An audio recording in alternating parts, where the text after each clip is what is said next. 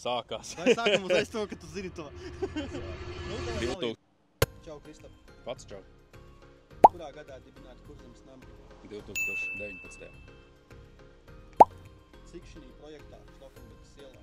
6 ir dzīvokļu skaits. 27. Cik rēks kopējā platība kvadrātmetros? 1700. Dzīvojumā platība vai kopējā platība? Konkrētāk lūdzu. Konkrētāk lūdzu. Nu labi, teiksim 2000. 2000. Nosauc, ar ko nodarbojas Kurzemes nama primārās lietas nosauc. Nekustamo īpašumu pārvaldīšana, ēka apsaimniekošana, tehniskais servis, remonta darbi. Izgriešana.